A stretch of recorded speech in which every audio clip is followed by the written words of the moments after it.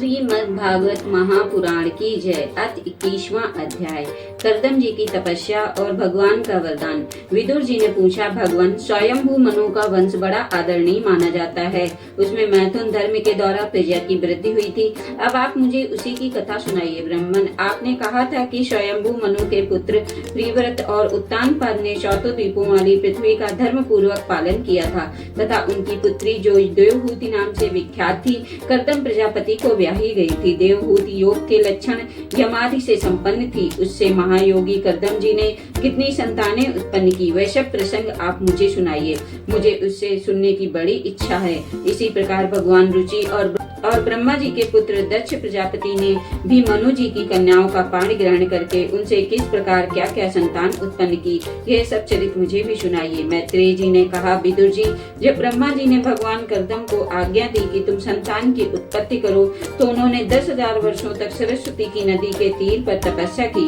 वे एकाग्र चित्त से प्रेम पूर्वक पूजनोपचार द्वारा शरणागत वरदायक श्री हरि की आराधना करने लगे। तब सत्ययुग के आरंभ में कमल नयन भगवान श्री कृष्ण ने उनकी तपस्या से प्रसन्न होकर उन्होंने अपने सत्य ब्रह्ममय स्वरूप से मूर्तिमान होकर दर्शन दिए। भगवान की वह भव्य मूर्ति सूर्य के समान तेजोमयी थी। वे गले में श्वेत कमल और कुमुद के फूलों की माला धारण किए हुए थे। मुख कमल नीली और चिकनी अलकावली से शोभित था। वे निर्मल वस्त्र धारण किए हुए थे। सिर पर झिलमिलाता हुआ सुवर्णमय मुकुट, कानों में जगमगाते हुए कुंडल और कर कमलों में शंख चक्र गदा आदि आयुध विराजमान थे। उनके एक हाथ में क्रीड़ा के लिए श्वेत कमल सुशोभित था।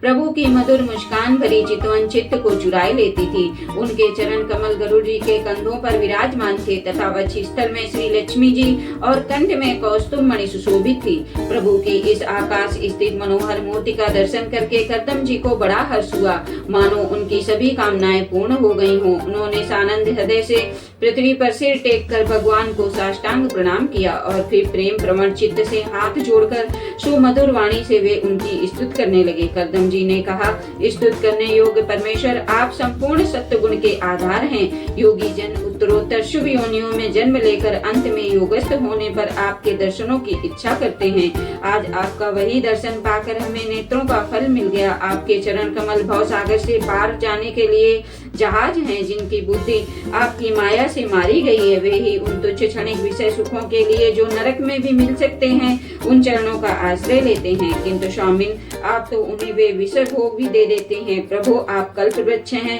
आपके चरण समस्त मनोरथों को पूर्ण करने वाले हैं। मेरा हृदय काम कलुषित है। मैं भी अपने अनुरूप स्वभाव वाली और गृहस्थ धर्म के पालन में सहायक शीलवती कन्या से विवाह करने के लिए आपके चरण कमलों की शरण में आया हूँ। सर्वेश्वर, आप संपूर्ण लोकों के अधिपति हैं।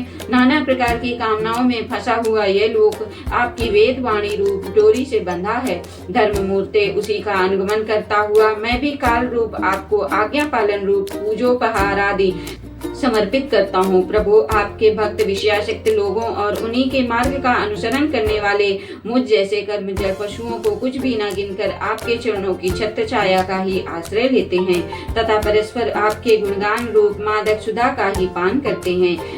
सुधा का ही पान करके अपने सुधा पिशाचादि देह धर्मों को शांत करते हैं। प्रभु, यह काल चक्र बड़ा प्रबल है। साक्षात ब्रह्मा ही इनके घूमने की धुरी है। अधिक मास सहित 13 महीने अरे हैं। 360 दिन जोड़ हैं। 6 ऋतुएं नियमिहाल हैं। अनंत क्षण पल आदि इसमें पत्राकार धाराएं हैं तथा 3 चातुर्मास इसके आधारभूत नाभि हैं। यह अत्यंत वेगवान संवत्सर रूप काल चक्र चराचर जगत की आयु का छेदन करता हुआ घूमता रहता है, किंतु आपके भक्तों की आयु का हास नहीं कर सकता। भगवान, जिस प्रकार मकड़ी स्वयं ही जाले को फैलाती है, उसकी रक्षा करती है और अंत में उसे निगल जाती है, उसी प्रकार आप अकेले ही जगत की रचना करने के लिए अपने से अभिन्न अपनी योग माया को स्वीकार कर उससे अभिव्यक्त हुई अपनी सत्वादि शक्तियों द्वारा स्वयं ही इस जगत की रचना पालन और संहार करते हैं। प्रभु, इस समय आपने हमें अपनी तुलसी माला मंडित माया से परछिन्न सी दिखाई देने वाली सगुण मूर्ति से दर्शन दिया है। आप हम भक्तों को जो शब्दादि विषय सुख प्रदान करते हैं वे माइक होने के कारण यद्यपि आपको पसंद नहीं है, तथापि परिणाम में हमारा सुख करने के लिए वे हमें प्राप्त हो। नाथ, आप स्वरूप से निष्क्रिय होने पर भी माया के द्वारा सारे संसार का व्यवहार चलाने वाले हैं तथा थोड़ी सी उपासना करने वाले पर भी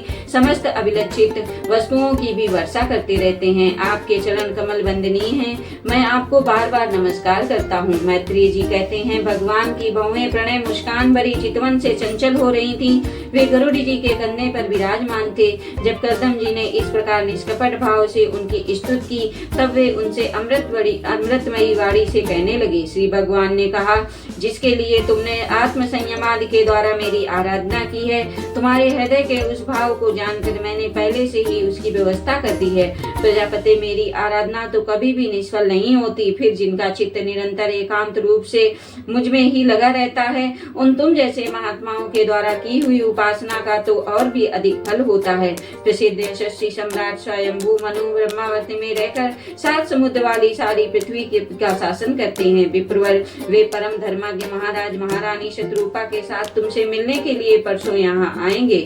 उनकी एक रूप यौवन शील और गुणों से संपन्न श्याम लोचना कन्या इस समय विवाह के योग्य है। प्रजापति, तुम सर्वथा उसके योग्य हो, इसलिए वे तुम्हें को वे कन्या अर्पण करेंगे। ब्राह्मण, गत अनेकों वर्षों से तुम्हारा चित्त जैसी भार्या के लिए समाहित रहा है, अब शीघ्र ही वह राजकन्या तुम्हारी वैसी ही पत्नी होकर यथेष्ट सेवा करेगी। वह तुम्हारा वीर अपने गर्भ में धारण कर उससे 9 कन्याएं उत्पन्न करेगी और फिर तुम्हारी उन अन्याओं से लोक रीति के अनुसार मारीच आदि ऋषिगण पुत्र उत्पन्न करेंगे।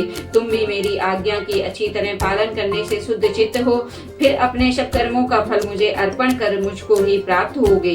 जीवों पर दया करते हुए तुम आत्मज्ञान प्राप्त करोगे और फिर सबको अवदान दे अपने सहित संपूर्ण जगत को मुझ में और मुझको अपने में स्थित देखोगे। महामुने, मैं भी अपने अंश कला रूप में तुम्हारे वीर द्वारा तुम्हारी पत्नी देवहूति के गर्भ में अवतीर्ण होकर सांख्य शास्त्र की रचना करूंगा। मैत्रेय जी कहते हैं, विदुर जी, कर्दम ऋषि से इस प्रकार संभाषण करके इंद्रियों के अंतर्मुख होने से पर प्रकट होने वाले श्री हरि सरस्वती नाम नदी से घिरे हुए बिंदुसर तीर्थ से जहाँ कर्दम ऋषि तप कर रहे थे, अपने लोक को चले गए। भगवान के सिद्ध मार्ग वैकुंठ मार्ग की सभी सिद्धेश्वर प्रशंसा करते हैं। वे कर्दम जी के देखते देखते अपने लोक को सिधार गए। उस समय गरुड़ जी के पक्षों से जो शाम की आधारभूता ऋचाएं निकल रही थी, उन्हीं से वे सुनते जाते हैं। विदुर जी, श्री हरि के चले जाने पर भगवान कर्दम उनके बताए हुए समय की प्रतीक्षा करते हुए बिंदु सरोवर पर ही ठहरे रहे। वीरवर, इधर मनु जी भी महारानी शत्रुपा के साथ सुवर्ण जड़ित रथ पर सवार होकर उस पर अपनी कन्या को भी बिठाकर पृथ्वी पर विचरते हुए 2 दिन भगवान ने बताया था, उसी दिन शांति परायण महर्षि कंदम के उस आश्रम पर पहुंचे। सरस्वती के जल से भरा हुआ यह बिंदु सरोवर वह स्थान है जहां अपने शरणागत भक्त कर्दम के प्रति उत्पन्न हुई अत्यंत करुणा के वशीभूत हुए भगवान के नेत्रों से आंसुओं की बूंदें गिरी थी। यह तीर्थ बड़ा पवित्र है, इसका जल कल्याणमय और अमृत के समान मधुर है तथा महर्षिगण सदा इसका सेवन करते हैं। उस समय बिंदु सरोवर पवित्र वृक्ष लताओं से घिरा हुआ था, जिनमें तरह तरह की बोली बोलने वाले पवित्र मृग और पक्षी रहते थे। वह स्थान सभी ऋतुओं के फल और फूलों से संपन्न था और सुंदर वनश्रेणी भी उसकी शोभा बढ़ाती थी। वहाँ झुंड के झुंड मतवाले पक्षी चहक रहे थे, मतवाले भौरे मंडरा रहे थे, उन्मत्त मयूर अपने पिछ फैला फैलाकर नट की भांति नृत्य कर रहे थे और मतवाले कोकिल कुहू कुहू करके मानो एक दूसरे को बुला रहे थे। वह आश्रम कदम्ब, चंबक, अशोक, करंज, बकुल, असन, कुंद, मंदार, कुटज और नए नए आम के वृक्षों से अलंकृत था। वहाँ जल काग, बतख आदि जल पर तैरने वाले पक्षी, हंस, कुरर, जलमुर्ग, सारस, चकवा और चकोर मधुर स्वर से कल्लो कर रहे थे। हरिण, सुअर, स्याही, नीलगाय, हाथी, लंगूर, सिंह, वानर, नेवले और कस्तूरी मृग आदि पशुओं से भी वह आश्रम घिरा हुआ था। आदिराज महाराज मनु ने उस उत्तम तीर्थ में कन्या के सहित पहुंचकर देखा कि मुनिवर कर्दम अग्निहोत्र से निवृत्त होकर बैठे हुए थे। बहुत दिनों तक उग्र तपस्या करने के कारण वे शरीर से बड़े तेजस्वी दिख पड़ते थे तथा भगवान के स्नेहपूर्ण चितवन के दर्शन और उनके उच्चारण किए हुए कर्णामृत रूप सुमधुर वचनों को सुनने से इतने दिनों तक तपस्या करने पर वे विशेष दुर्बल नहीं जान पड़ते थे। उनका शरीर लंबा था नेत्र कमल दल के समान विशाल और मनोहर थे। सिर पर जटाएं सुशोभित थी और कमर में चीर वस्त्र थे। वे निकट से देखने पर बड़ी शान पर चढ़ी हुई महामूल्य मणि के समान मलिन जान पड़ते थे। महाराज स्वयंभू मनु को अपनी कुटी में आकर प्रणाम करते देखकर उन्होंने उन्हें आशीर्वाद से प्रणाम किया और यथोचित आतिथ्य की रीति से उनका स्वागत सत्कार किया। जब मनु जी उनकी पूजा ग्रहण कर स्वस्थ चित्त से आसन पर बैठ गए तब मुनिवर कर्दम ने भगवान की आज्ञा का स्मरण कर उन्हें मधुर वाणी से प्रसन्न करते हुए इस प्रकार कहा, देव, आप भगवान विष्णु की पालन शक्ति रूप हैं, इसलिए आपका घूमना फिरना निसंदेह सज्जनों की रक्षा और दुष्टों के संहार के लिए ही होता है। आप साक्षात विशुद्ध विष्णु रूप हैं तथा भिन्न भिन्न कार्यों के लिए सूर्य, चंद्र, अग्नि, इंद्र, वायु, यम, धर्म और वरुण आदि रूप धारण करते हैं। आपको नमस्कार है। आप मणियों से जड़े हुए जयदायक रथ पर सवार हैं। अपने प्रचंड धनुष की टंकार करते हुए उस रथ की गड़गड़ाहट से ही पापियों को भयभीत कर देते हैं और अपनी सेना के चरणों से रौंदे हुए भूमंडल को कपाते हैं। अब आपकी उस विशाल सेना को साथ लेकर पृथ्वी पर सूर्य के समान विचरते रहते हैं।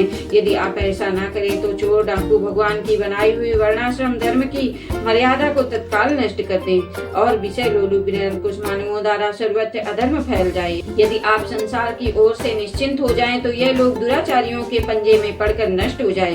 तो भी वीरवर, मैं आपसे पूछता हूँ कि इस समय यहाँ आपका आगमन किस प्रयोजन से हुआ है। मेरे लिए जो आज्ञा होगी उसे मैं निष्कपट भाव से सहर्ष स्वीकार करूँगा। श्री कृष्ण भगवान